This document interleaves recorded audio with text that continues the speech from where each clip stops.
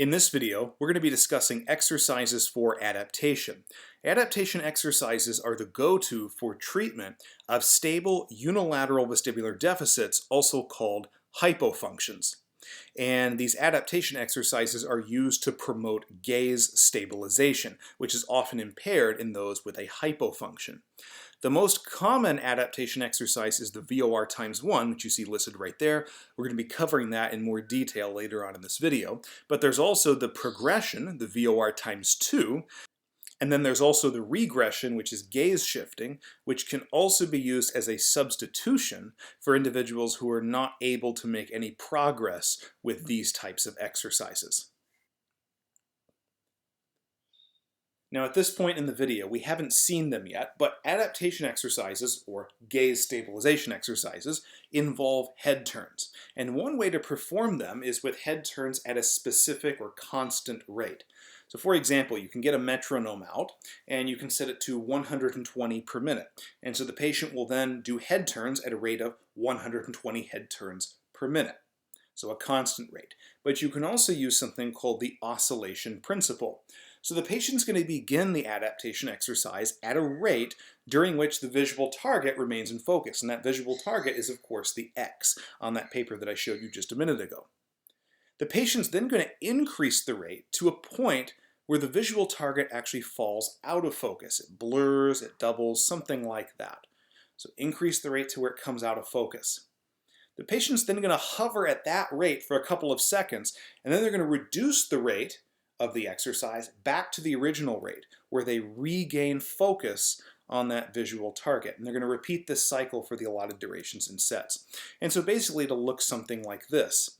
So if you look at this horizontal dotted line right here, if the rate is above that, it means the X is out of focus. But if the rate is below that dotted line, then the X is in focus. So you can see here the patient's going to begin the exercise at a rate where the X is in focus, but they're going to increase it to where it falls out of focus. Hover for a couple seconds at that rate and then bring the rate back down to where it comes back into focus. And you can see that the rate oscillates between the X in focus and X out of focus, and so on and so forth.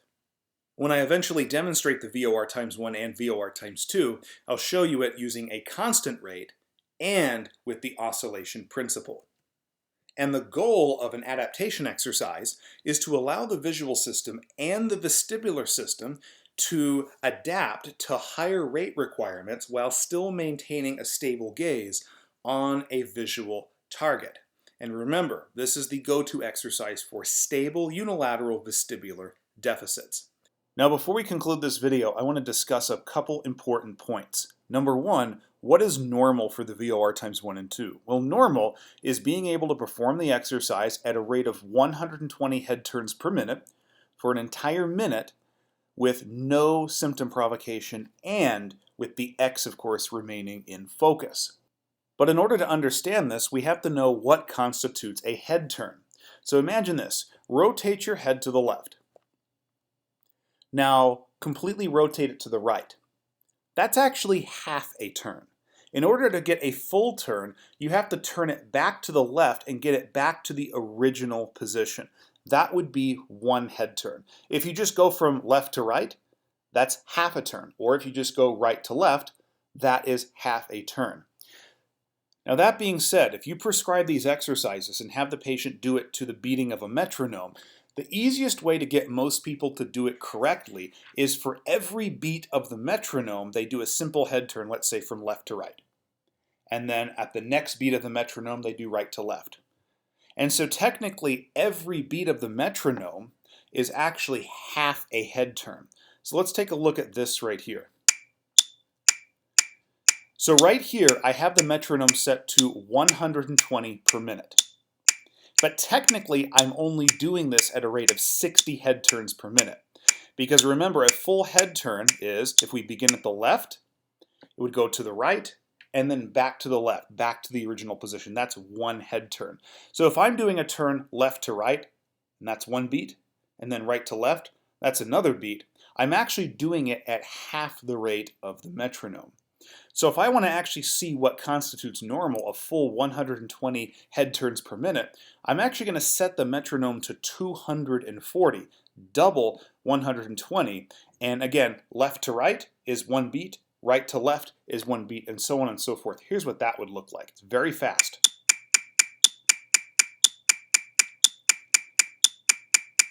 That's actually what constitutes normal for these exercises, being able to do them at this rate for an entire minute with the X remaining in focus and no symptom provocation. Now the second important point here is we can make the VOR times 1 more challenging without a full progression to VOR times 2, and we can do that by changing the patient position or the surface that they're on. So generally, when we give somebody the VOR times 1 at first, we have them do it in the sitting position on a firm surface. So their feet are on a firm surface, and also the seat on which they're sitting is fairly firm. Okay. But we can progress that from sitting to standing with a normal base of support, standing with a narrow base of support, standing and staggered, in a tandem stance, and full progression to single leg stance. And we can even have them do it when they're walking, and we can even vary the speed of that. Okay, so walking, of course, they'd have to hold the X paper. These other ones, they could either choose to hold it or have it taped on a wall in front of them. Okay. Now, we can also do the same progressions of patient position using a compliant surface, such as these foam pads. So in the sitting position, the foam pad would actually be under their buttocks, not under their feet, because the majority of their weight bearing is through their buttocks, through their ischial tuberosities, right? But through these other ones, it would be under the feet. So we'd have them standing with a normal base of support, standing on the foam pad, standing with a narrow base of support, staggered, tandem, and of course, single leg stance. And the thing to note about the compliant surface is it's going to be much more difficult than doing it on a firm surface. Remember that we have 3 systems contributing to balance. We have vision, vestibular system, and proprioception. When you stand on a compliant surface, you're confusing the proprioceptive input to the brain, so the brain discards that information and only relies on vision and the vestibular system. Okay? The whole point of the gaze stabilization exercises is to integrate the vision and the vestibular system. So if we take out proprioception, we make that much more difficult because presumably the vestibular system is already adversely impacted. Thank you for all your support. Be sure to check out my Instagram for cool science and not science stuff.